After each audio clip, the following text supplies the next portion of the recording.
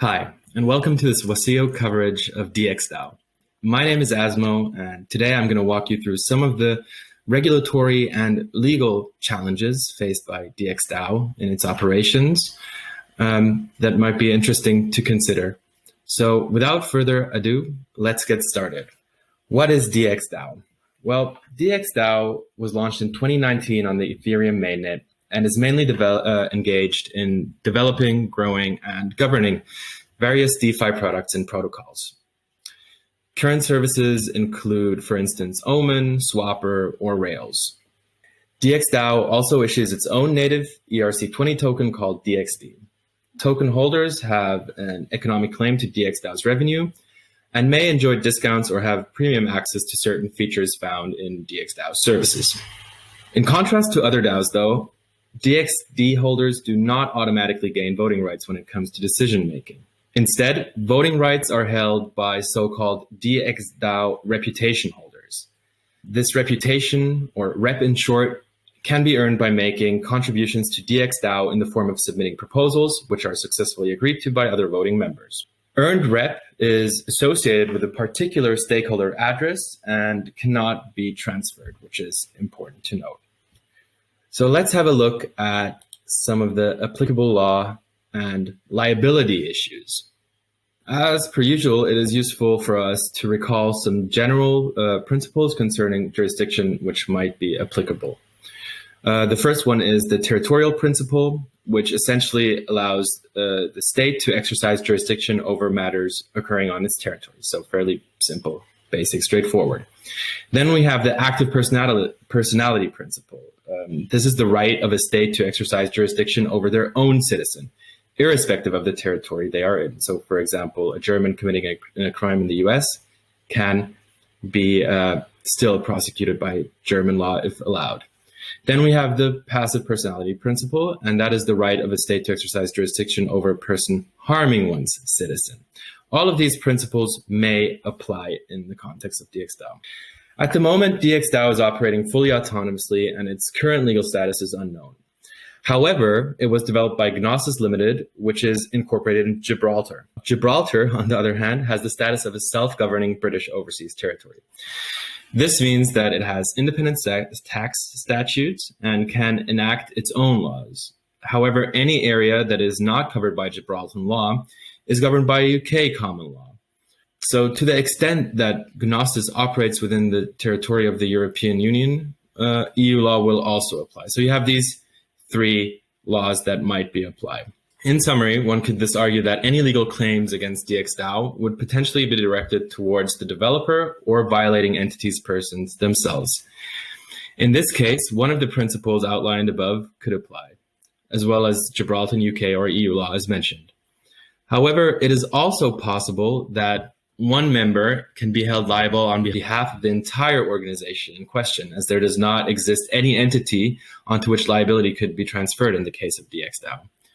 For instance, in the EU, all DAOs are considered general partnerships where the respective members are considered as partners and can thus be held jointly and fully liable on behalf of the entire organization.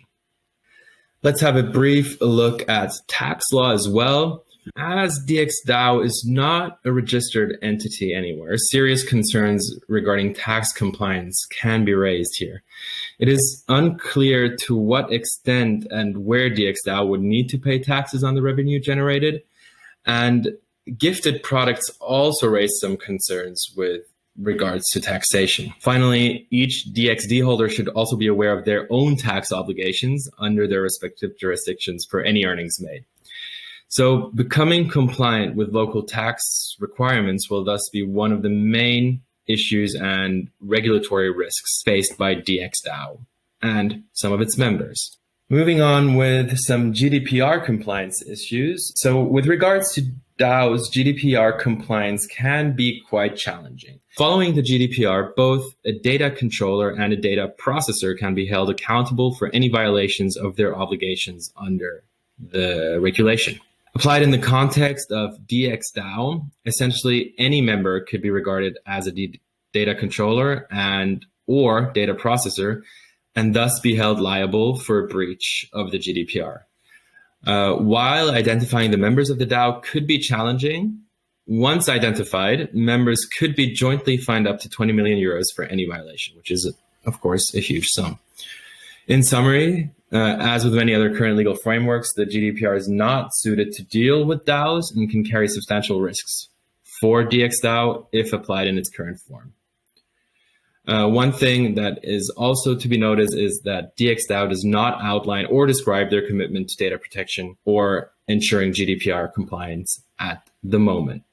Next, let's have a look at the European Commission's regulation of markets in crypto assets proposal, in short, MiCA. Although there is no official timeline available yet, it is to be expected that the European Commission's regulation, short MiCA, will most likely be implemented by 2024.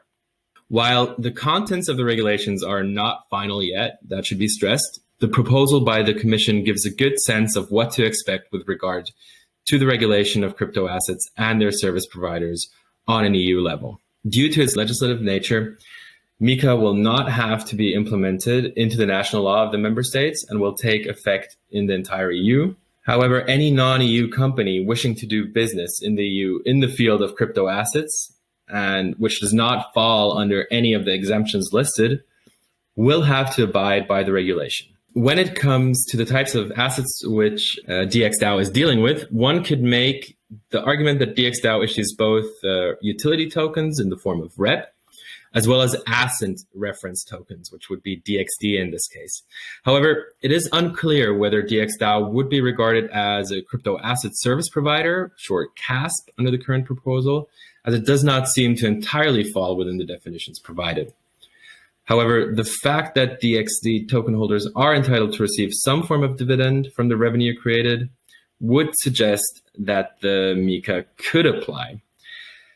Essentially, determining the potential applicability of MiCA would require a little bit more information with regards to the operations of DXdao, as well as a closer investigation of the different definitions outlined in MiCA.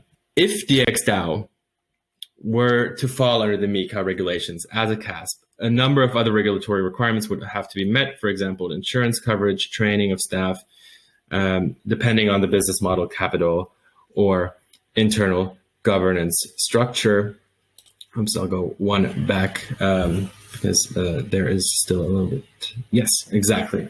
As I already mentioned in the beginning, without a legal entity that represents DXdao, members could be considered jointly liable for any legal issues at the moment, which is why DXdao has to be incredibly important to be compliant. While most members, of course, are probably still anonymous at the moment, they could be tracked in the future, and the outcomes in case of any violations could be pretty severe.